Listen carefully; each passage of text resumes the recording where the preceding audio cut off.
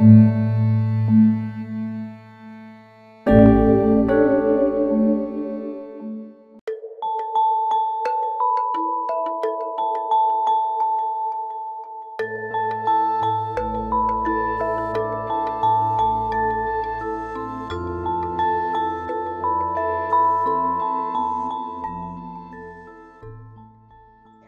eu sou a Diazerê. Oi, eu sou a Thelma. Oi, eu sou a Clara. Oi, eu sou o Pedro. Nós somos do Papo da Ponte. E hoje o nosso tema é... Sexualidade humana e gênero. Isso aí. Isso aí. Que tema, hein, gente? Orientação sexual e identidade de gênero. A gente tá ficando metido. E é isso aí. Ouça. Gente, eu queria iniciar falando para vocês que esse é um tema muito amplo, né? Um tema que gera muitas e muitas e muitas discussões.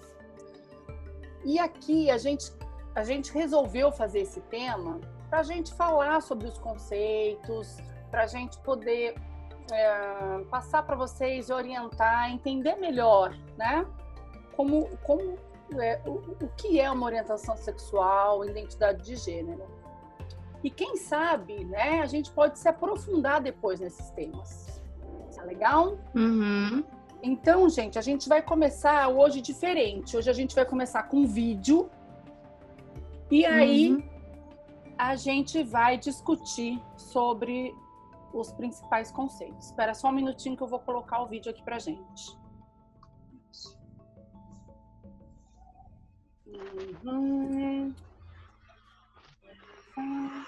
Agora.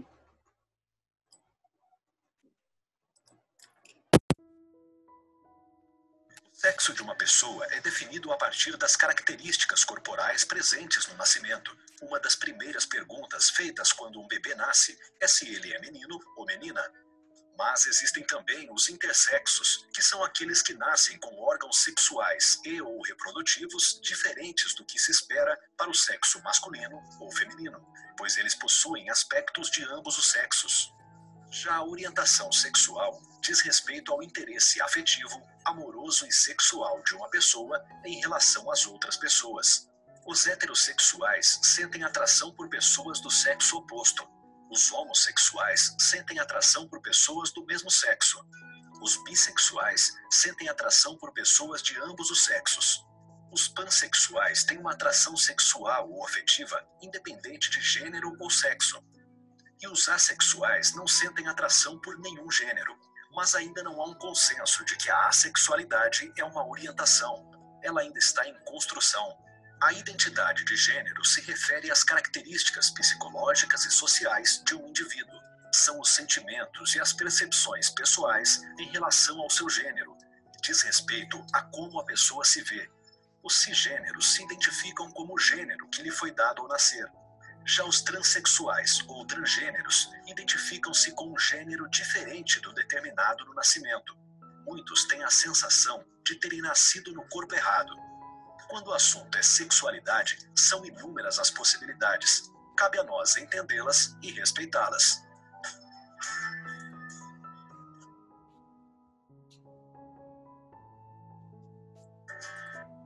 Bom, pessoal,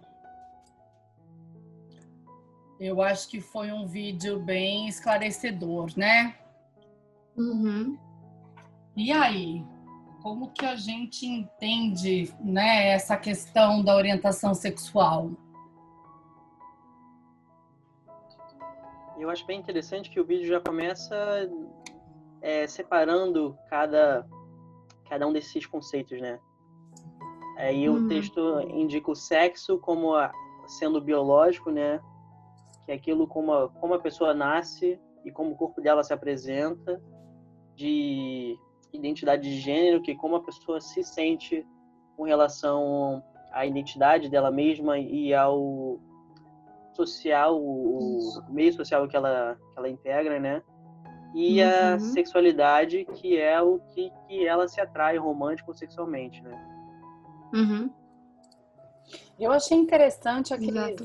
intersexuais, né, que foi falado, que a pessoa Sim, tem vários tipos, né, que não são totalmente de um sexo só, né? ele nasce com características sexuais de ambos os gêneros não, os sexos biológicos. E geralmente a cirurgia para adaptar-se a um ou a outro sexo é em função do que está predominando mais. Que predomina mais. Uhum. Eu achei interessante que eu também não sabia que tinham mais ou menos 40 tipos, né, de Não, intersexualidade. É bastante coisa. várias possibilidades.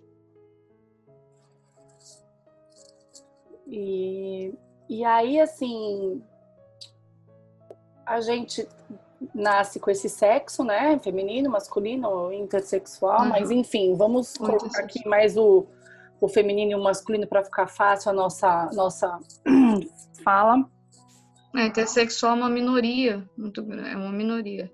É uma São exceção, casos raros. seria. A intersexualidade são casos raros.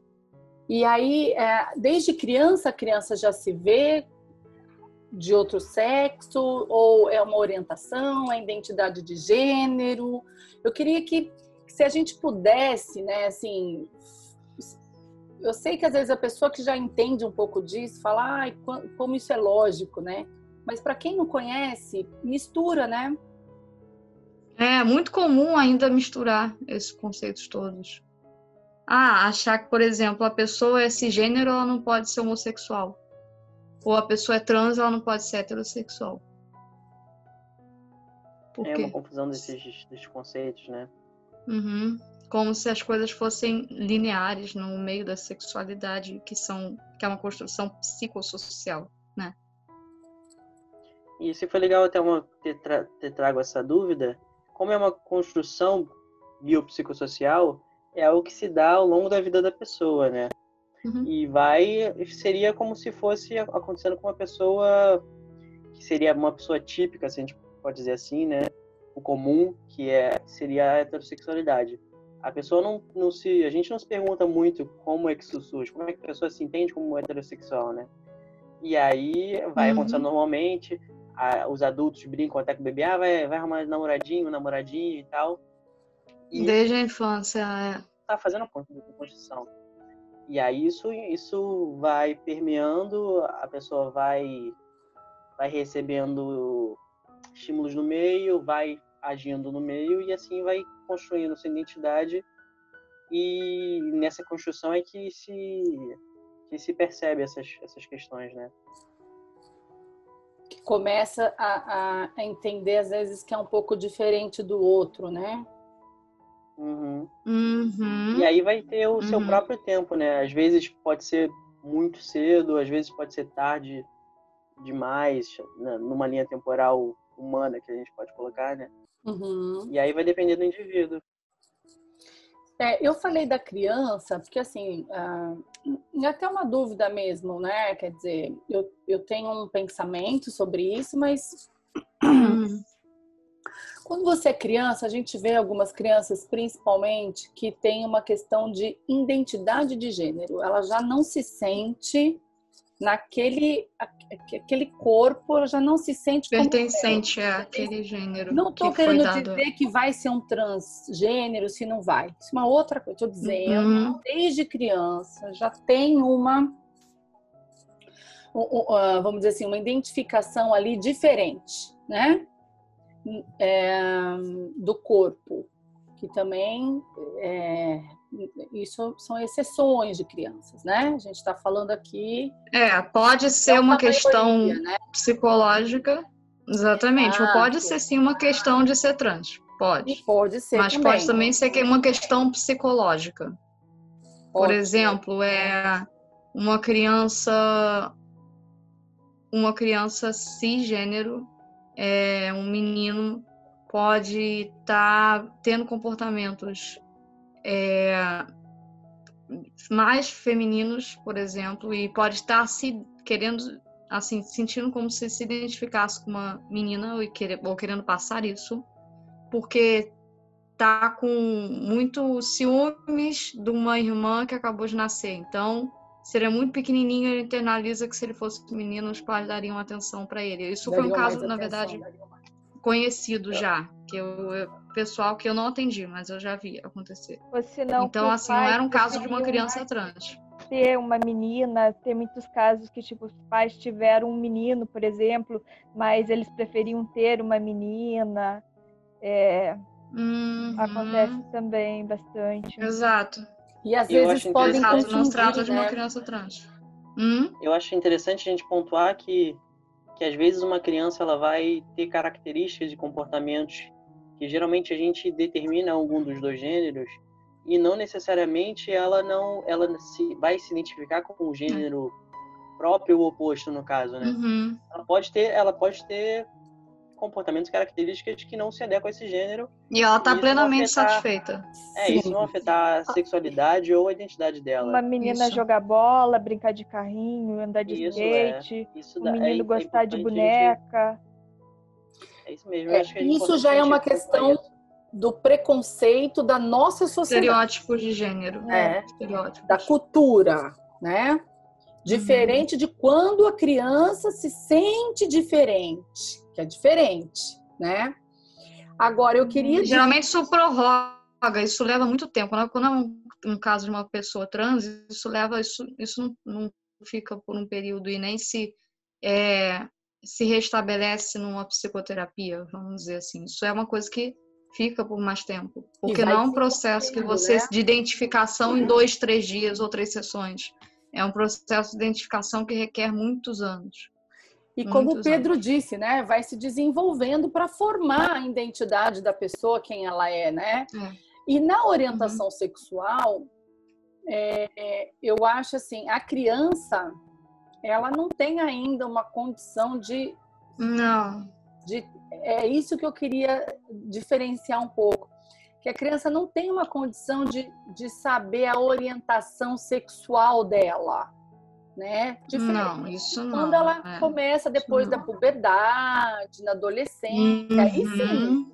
Mas quando ela é criança, né? Se a gente pega lá por volta de até uns 9, né? 6, normalmente 5, 6, 7, 8.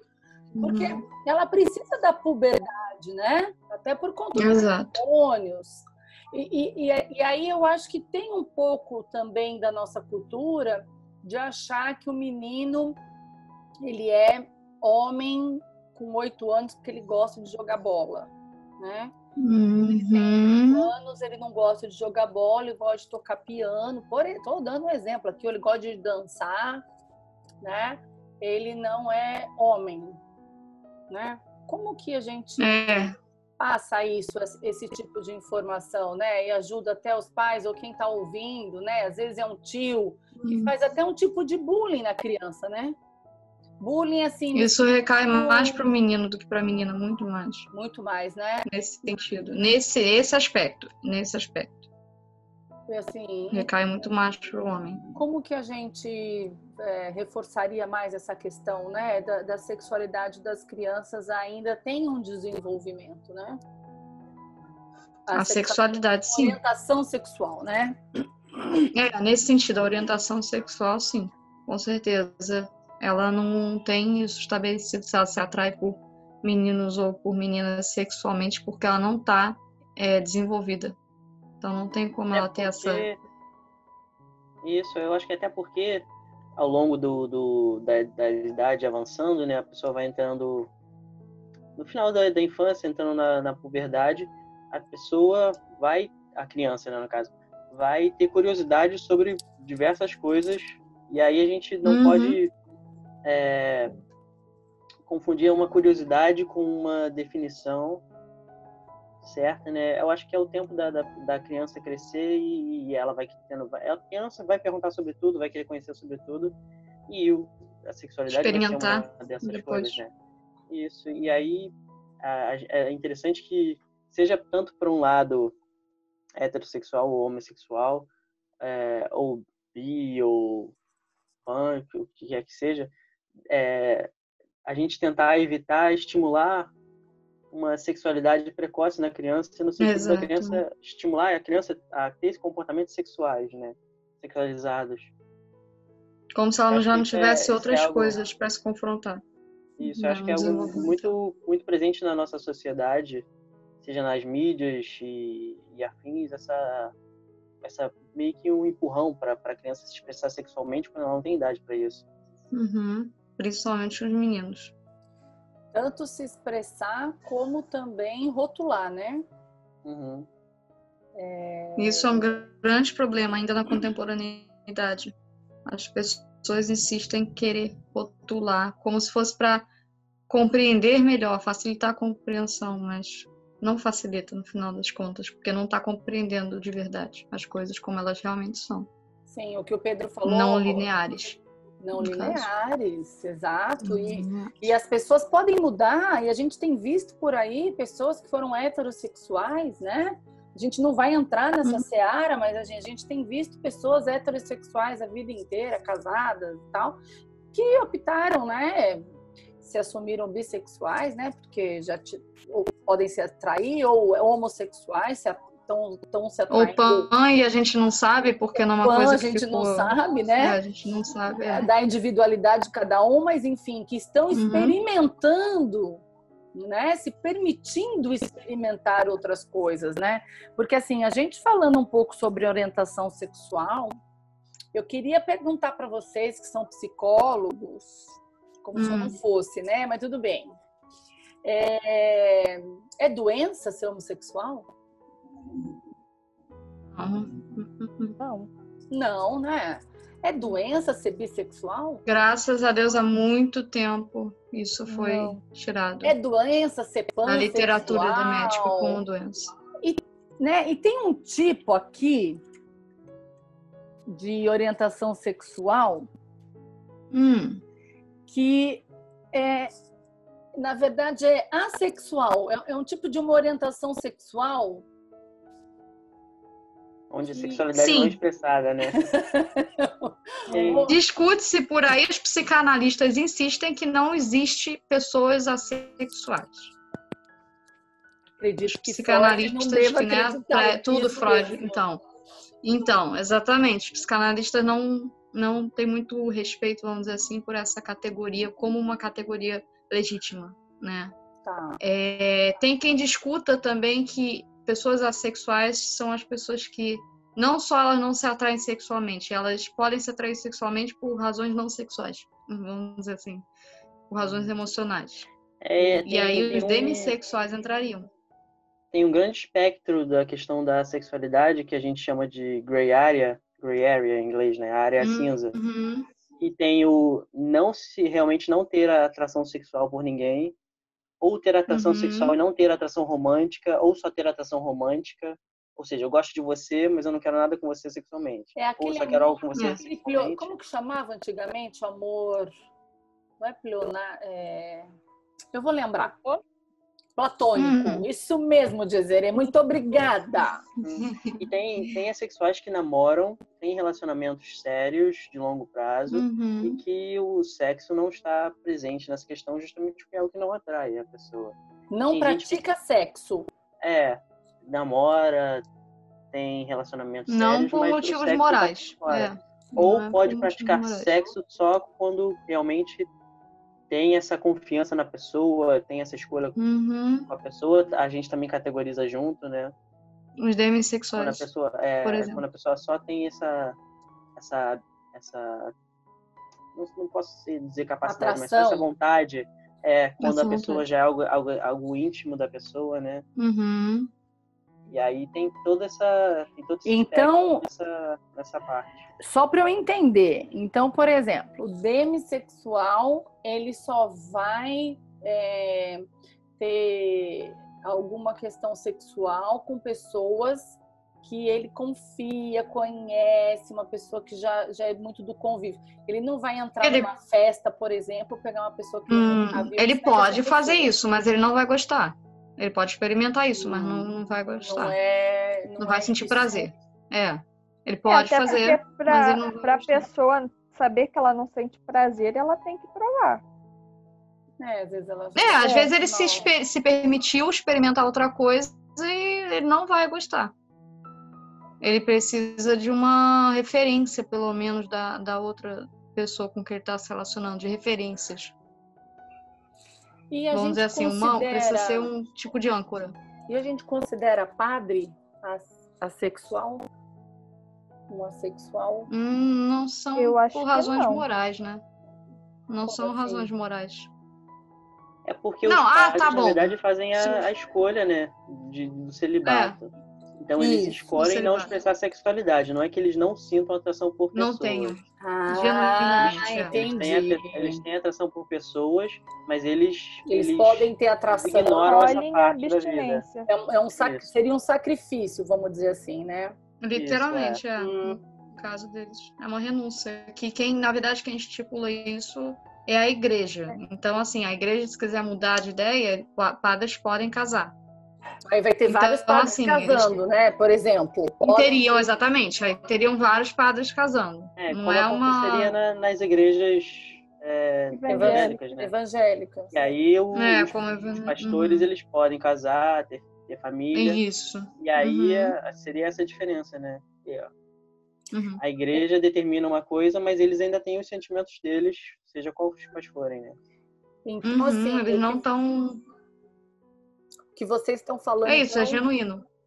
Assim, é o que vem de dentro para fora. Então, se eu tenho atração por uma pessoa do mesmo sexo, eu sou homossexual. Pode ser que eu nunca saia com uma pessoa, mas eu sinto atração. Então, você pode decidir não sair, mas você sente. Mas você sente, você tem essa orientação. Você pode decidir não sair por qualquer razão, mas você sente, ponto.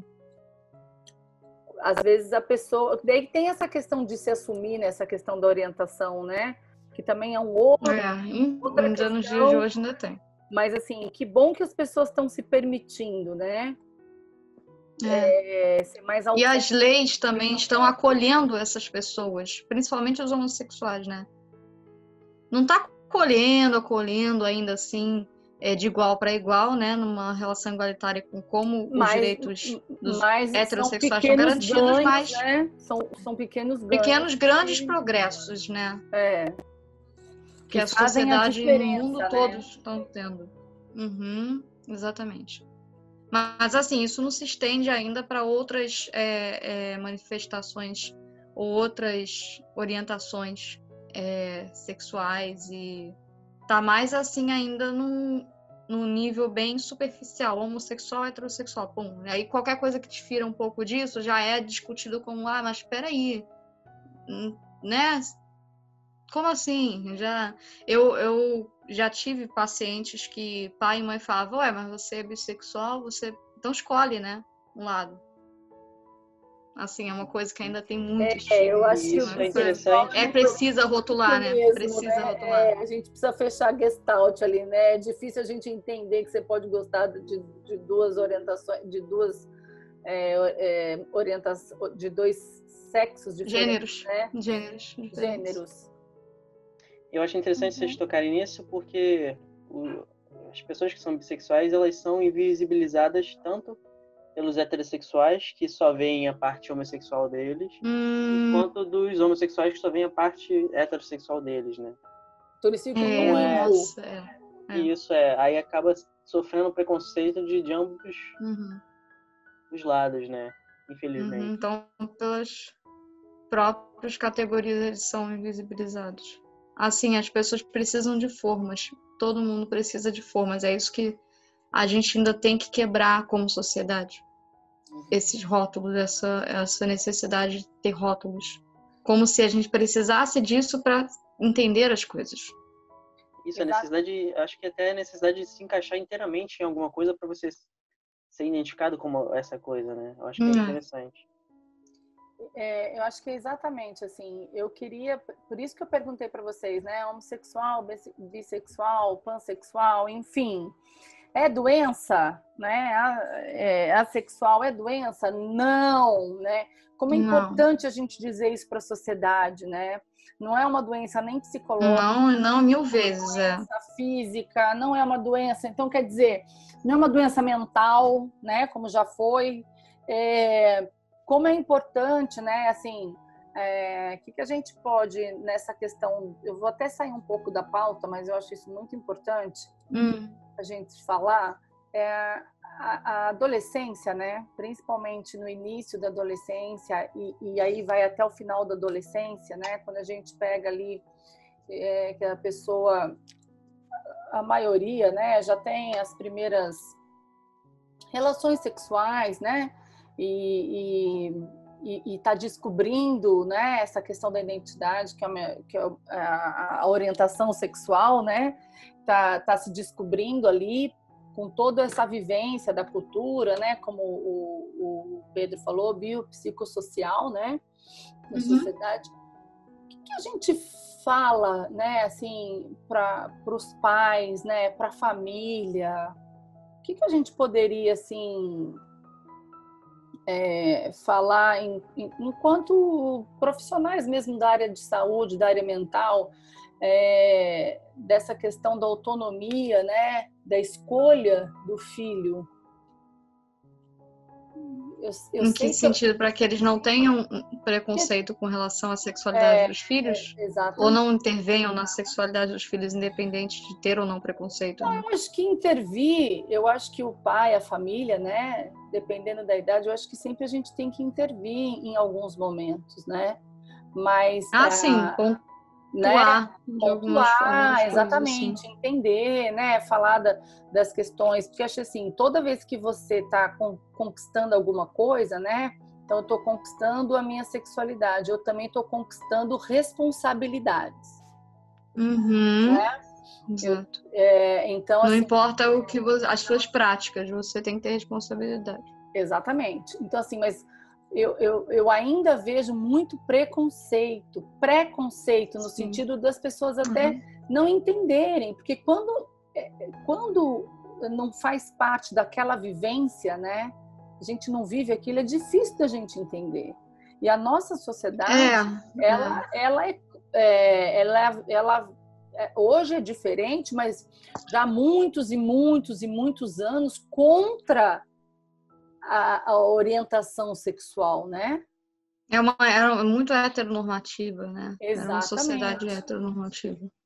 Ainda é. A gente vê pela mídia, a própria mídia, embora a mídia, também por interesses financeiros, muitas vezes tentem acolher a diversidade, a gente vê por pequenas escapadas, muitas vezes, que ainda é questão de interesse financeiro e não de um acolhimento genuíno, né? Não do que está acontecendo na realidade, né? E os jovens... Então ainda é a heteronormativa a sociedade que a gente vê. Essa juventude, né? Tá diferente, né? Tá cada vez mais se permitindo, experimentando, né? A verdade é que a gente tem progredido bastante como sociedade nisso. Graças a Deus, né? A gente não pode querer que as coisas também... Querer a gente pode querer. A gente não pode achar que é viável que as coisas de séculos atrás mudem em 10 anos, 15 anos. Infelizmente, né? Tem que ser devagar, às vezes é importante... Exatamente. É importante a gente tentar compreender que existe um passado e que se a gente não levar em conta que a gente tem que acolher a existência desse passado para mudar com mais efetividade o futuro, a gente não vai conseguir progressos tão eficientes, né? Então, para esses pais é importante, assim, primeiro com eles com relação aos filhos, assim, também, como a gente falou, não é doença, né? Mas também não é uma coisa que ele está querendo me confrontar. Que também acontece, não é doença? Então não é nada que não possa ser mudado. E por que deve ser mudado? 2 perguntas. Primeiro que não pode ser mudado. Segundo, por que deve ser mudado? Essa fala da Clara eu achei legal ela trazer, porque eu acho que a gente até comentou isso anteriormente, na questão dos pais construírem uma imagem de filho, uma expectativa, um imagético do filho, e aí isso ser quebrado ao longo da vida da criança, né? Tanto dela não andar com tais meses, não aprender a falar com tais meses, vai quebrando as expectativas, a idealização, e aí não quer fazer escolinha de futebol, não quer fazer balé, não não gosta de matemática, mas o pai ama matemática, já quebrou a expectativa também. Então, acho que a gente tentar mostrar para os pais terem menos expectativas quanto aos filhos, no sentido de não coloque suas próprias expectativas neles, né? Deixe que eles construam suas próprias expectativas. Exatamente. Tem que começar isso, na verdade, bem antes. E aí a gente Naturalizar compara, que a criança traça os caminhos dela. Porque quanto menos rigidez, menos expectativa, você pode aceitar melhor, né? E você pode aceitar o que você não conhece. Porque respeito, amor, né? Isso tá além do que do que uma orientação sexual, né? Então, assim, as pessoas tinham muito aquela Exatamente. crença que a pessoa ia sofrer muito preconceito, que é uma coisa promíscua. E hoje a gente vê que não Essa associação com a promiscuidade é muito errada. né? Isso não tem nada a ver, isso é outra coisa, como caráter, né? Também associava até um pouco, é vagabunda, é isso, que aquilo, não tem nada a ver, né? Ou a mulher também. Então, assim, eu acho que a gente precisa, quando um adolescente ele vai virando uma mulher, ou vai virando um homem, né? A gente precisa respeitar esse ser, né? Não é que a gente não pode intervir, se tem alguma coisa, ajustar. A gente é todo, né? Eu sou mãe, a gente está aqui para cuidar, né? Mas a gente tem que dar autonomia e independência para o filho poder tomar as próprias decisões, né? E apoiar. Não é apoiar no sentido de faz o que você quiser, eu tô aqui, né?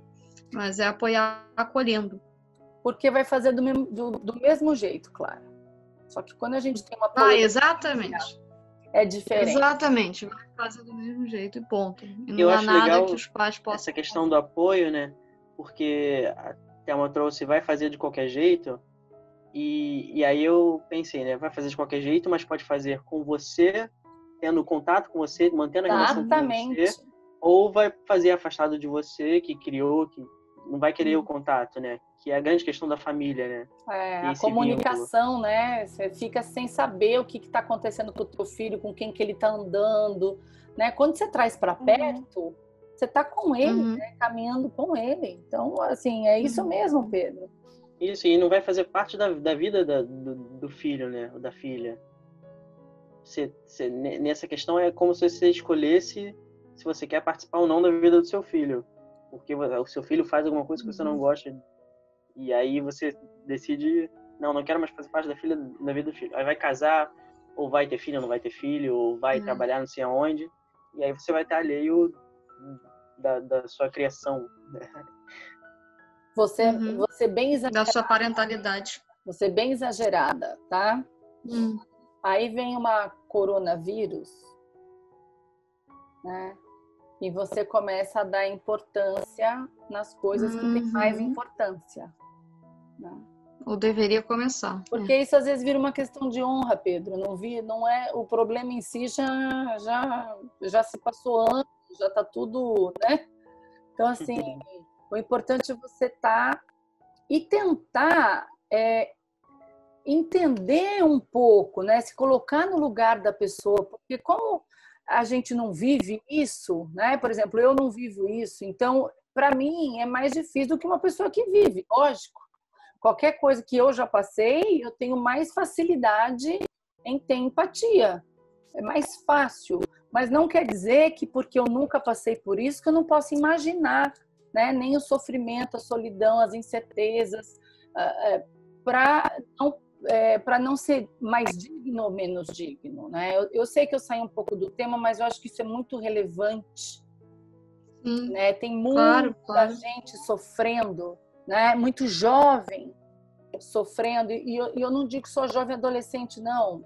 Muito jovem que já trabalha, que muitas vezes foi expulso de casa, ou conversa escondido com a mãe. A mãe, geralmente, ela tem uma... Geralmente, tá, gente?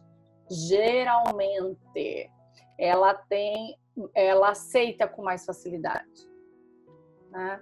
O pai... A sociedade não é muito machista. Os homens ainda são formados com essa mentalidade. Mas a Ou gente os homens são mais orgulhosos, né? Porque a mãe geralmente consegue ficar menos longe do filho, ela tem mais esse instinto de proteção, de eu tenho medo que meu filho sofra, entendeu? Então eu não concordo com você, mas eu quero te proteger mesmo assim, entendeu?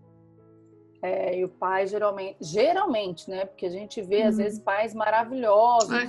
Claro, sim. Maravilhosos que aceitam isso, né? E eu acho que o transgênero, né? Esse ainda sofre mais estigma. Que sofre muito também, né? Porque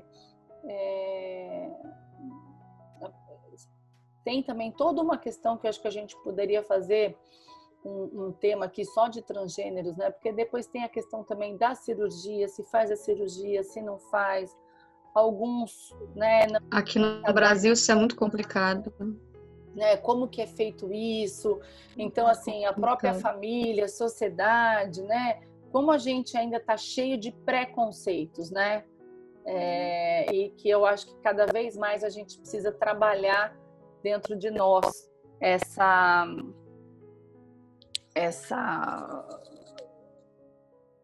crenças, né? Essas coisas que a gente tem que às vezes a gente nem sabe, né? Por que a gente tem e a gente acaba tendo, né? Eu acho que para a gente aqui terminar, eu nem vou falar que hoje foi um papo da ponte, que a gente teve uma rapidinha hoje, porque senão vão falar que eu estou misturando as coisas aqui. Né? Mas eu queria entender um pouco, que a gente falasse um pouco, né? Eu sei que a gente já falou, mas que a gente esclarecesse um pouco mais sobre a questão da orientação sexual, se ela é fluida ou se ela é hereditária. Isso é uma coisa que não há consenso ainda. Tá. Então não quer é um dizer consenso. que ainda pessoas... tem gente que acha que é hereditário, é isso? Ela pode ser, tem quem teorize que ela tem casos de hereditariedade e casos psicossociais. E tem gente que não sabe até que ponto é uma coisa, até que ponto é a outra. Não tem nada definido nesse sentido. O que não quer dizer que as pessoas não tenham seu total direito e legitimidade de experimentar o que elas quiserem, quando elas quiserem, contanto que elas se protejam tanto emocionalmente quanto fisicamente. Mas não é um conceito. Às vezes uma pessoa, tanto que pessoas heterossexuais, assim, até segunda ordem, elas eram genuinamente heterossexuais e se apaixonam por alguém do mesmo sexo. Genuinamente.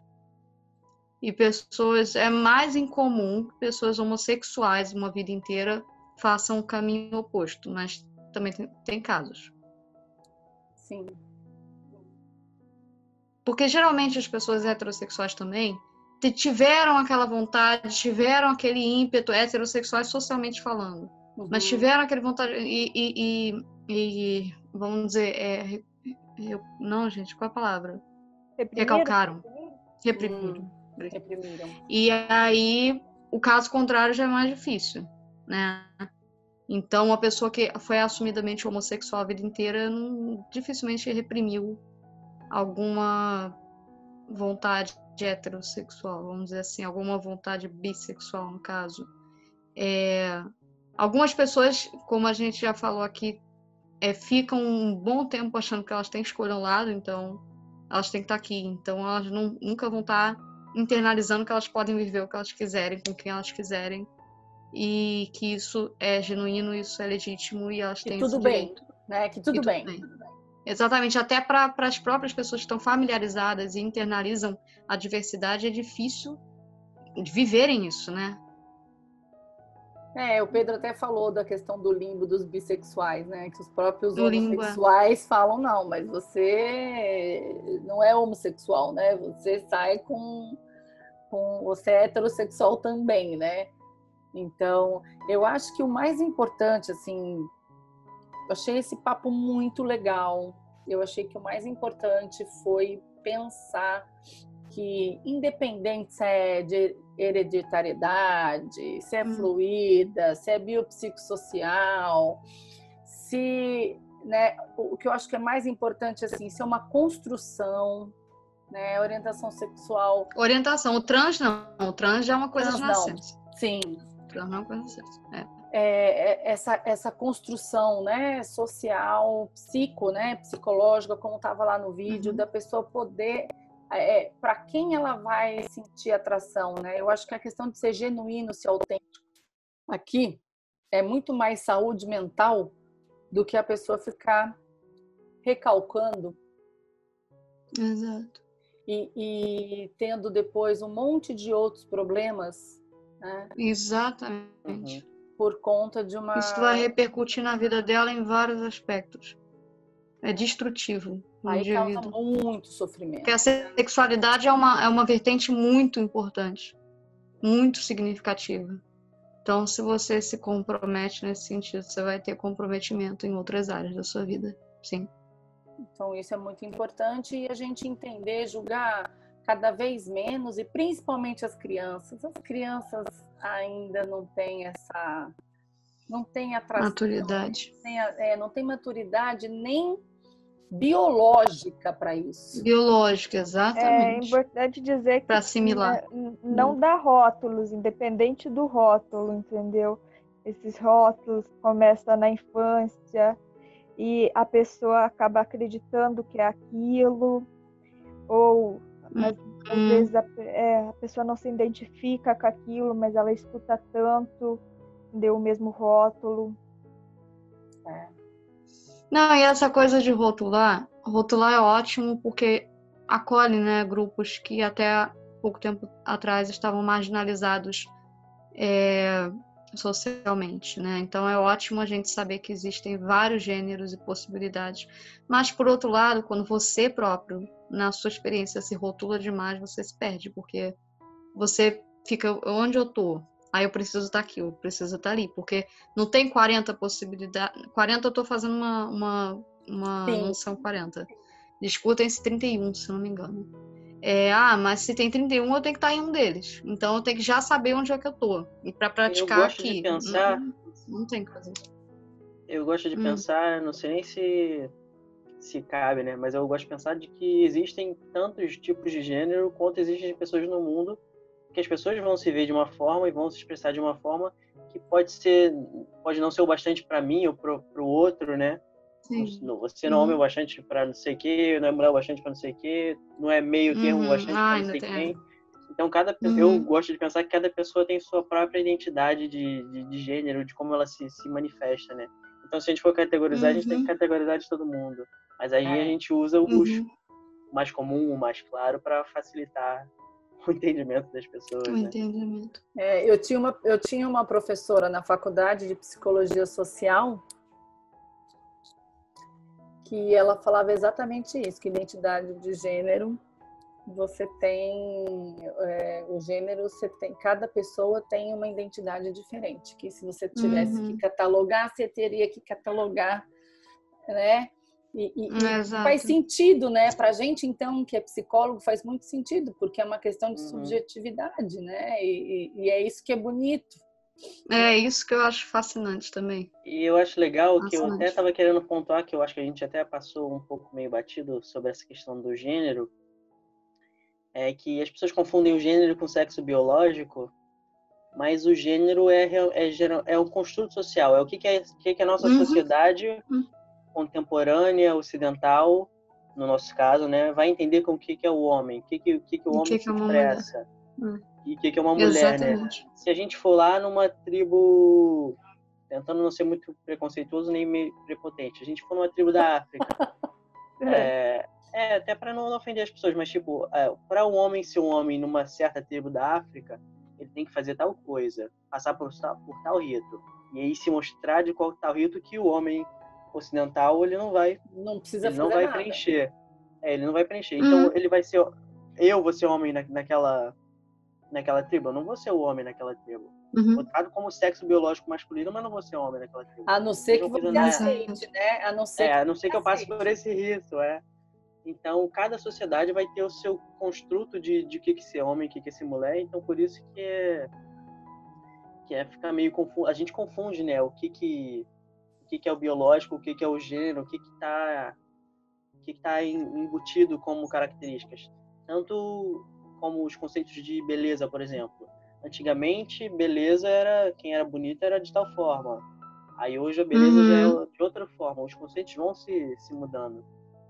Bom. Assim como mulheres antes só usavam saia, agora já usam calça. Como homens usavam salto alto antigamente e agora só mulheres usam salto alto. Só mulheres É uma questão histórica, exatamente. né? É uma questão histórica, né? Social, histórica e cultural, né? Quando a gente fala numa tribo na África, eu dei risada essa hora, Pedro, pelo seguinte, não que eu achei que você ia falar. Eu tenho uma tribo que as mulheres é que mandam. Não sei se existe isso, mas já ouvi falar. Deve ter. Eu não ouvi falar, mas com certeza tem. Eu achei que você ia falar dessa tribo. Por isso que eu dei risada. Falei, agora quem vai mandar vai ser as mulheres, né? Mas existe. E antigamente, né, era uma... Hoje a gente chama de patriarcado. Antigamente era o matriarcado, onde a questão da natureza também. Então a mulher tinha o domínio, né? Um poder.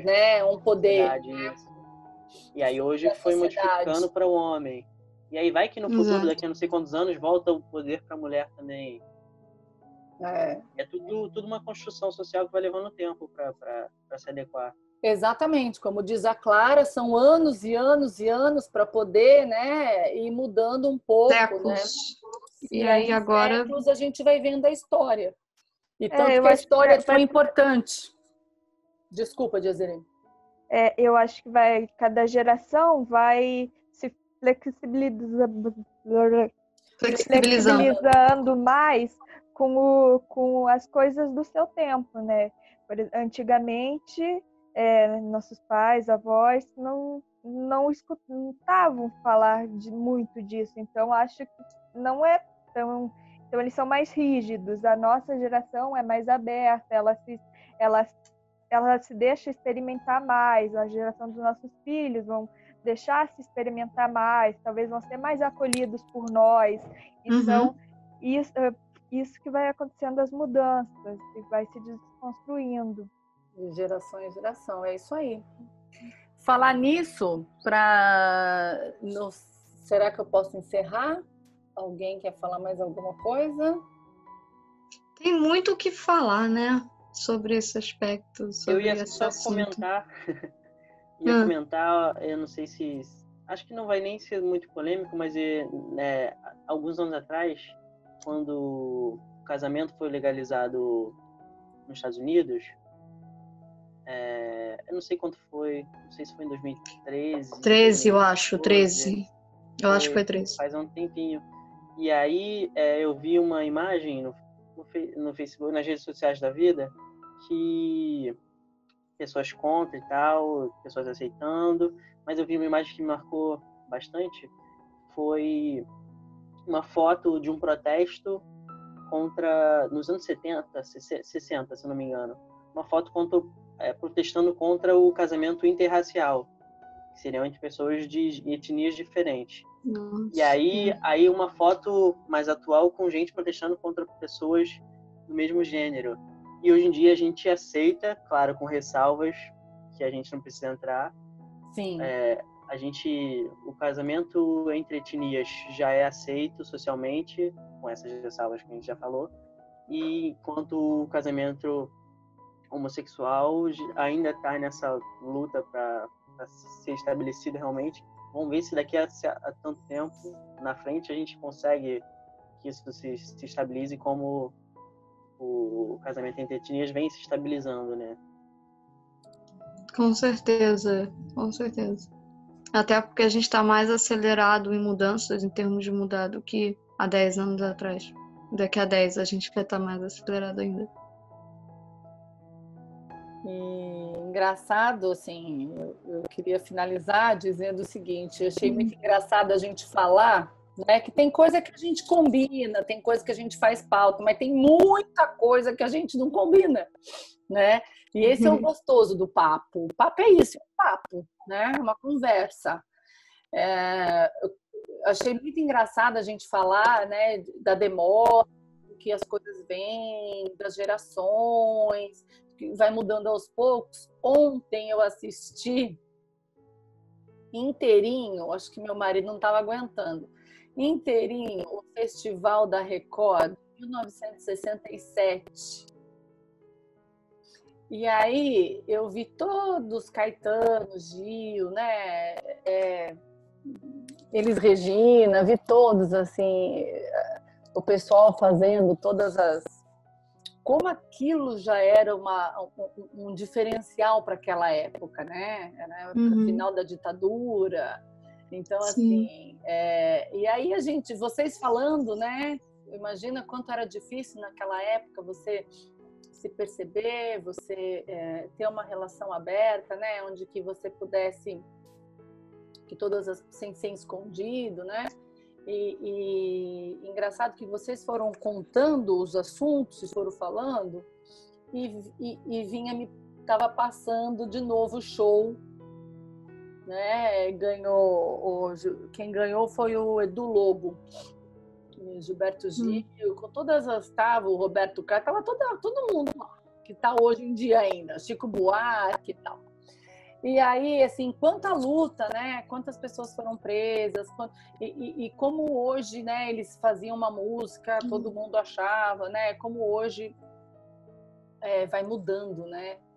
Então, é bem isso, assim. E aí, a gente vai falar do próximo tema para vocês, né? Que vai entrar 2 terapeutas aqui de família. E eu e o Pedro, nós vamos dar uma de advogado, ou vou tentar convidar um advogado para a próxima, não prometo, né? Mas nós vamos falar sobre o divórcio e a alienação parental, né? Tanto a gente vai falar as questões do divórcio, né, pro casal, como que será que dá... O que é terapia de casal? Será que dá, né, para a gente trabalhar alguma coisa antes de chegar numa situação insustentável, né? E a criança vira mercadoria de troca? Como que é isso? Como vai fazer uma separação? Então, como que a gente faz uma boa separação? Existe isso? Boa separação? Uma má separação, né? Então, assim... Uma separação razoável, né? No mínimo. Uma razoável, né? Que pelo menos dentro dos prejuízos ali a gente possa trabalhar com essa família, né? Então, assim, vão ser dicas, orientações, né? Mas antes de tudo isso, assim, eu queria deixar uma coisa sempre clara, não sei se eu já deixei, mas a gente está aqui na intenção mesmo de bater um papo com vocês, né? De trazer informação, mas também de aprender um com o outro, né? Da gente poder também mostrar do psicólogo, da psicoterapia, como é uma coisa mais aberta, mais acessível, né? Não é uma coisa assim que, não, eu tenho que estar muito doente para fazer, ou isso não é para mim, né? Como que a gente enxerga os problemas, só que, muito importante eu dizer isso, cada um aqui tem o seu certo, o seu errado, cada um aqui tem as suas questões, a gente não está trazendo as nossas questões, né? A gente está tentando ser mais imparcial possível. Imparcial totalmente, ninguém é. Agora, não sou eu que falo isso, tá, gente? Tem teóricos e teóricos que falam isso. Agora, é importante para a gente levar esse tipo de informação para você, né? Então, por exemplo, de um adolescente, da orientação sexual, tem gente que está preocupado porque o filho de 3 anos está mexendo, né, no órgão sexual dele. Então, sabe, assim, são informações. Como a gente vai trazer na questão do divórcio? Eu acho que o casal, né, tem terapias de casais, tem casais que saem muito bem da terapia, né? Então, o quanto que é importante uma terapia de família, porque às vezes é uma questão de um filho, de alguém que está, ou de outra pessoa que está causando ali um conflito, e que às vezes a gente acha que a maneira mais fácil, às vezes, é a gente se afastar ou tentar, ou não ter que resolver, né? Não estou dizendo que não, às vezes não tem divórcios né, que tem que acontecer? Tem. Mas, enfim, isso a gente vai tratar na semana que vem. Tá certo? Então, eu vou me despedir. Muito obrigada. Espero que vocês gostem, que vocês aproveitem os conceitos e permitam-se. Sim. É com você, Desirê. Então é isso, até uma próxima. Foi muito bom estar com vocês hoje novamente. E é isso que a Thelma falou. Permitam-se, protejam-se, não cedam nem para um lado nem para o outro sem que seja genuíno da parte de vocês. Né? Se vocês, no caso dos bissexuais, por exemplo, não cedam nem para um lado nem para o outro necessariamente porque um lado está pressionando por uma razão, outra por outro. E é isso, eu acho que o principal é se proteger fisicamente e emocionalmente e experimentar o que achar genuinamente conveniente. Ou não experimentar. E eu vou convidar vocês para dar um pulinho lá no nosso blog. Que a gente tem diversos textos sobre os diversos temas que podem te acolher, te orientar de alguma forma e trazer alguma informação que pode te ajudar nesse momento que você está passando.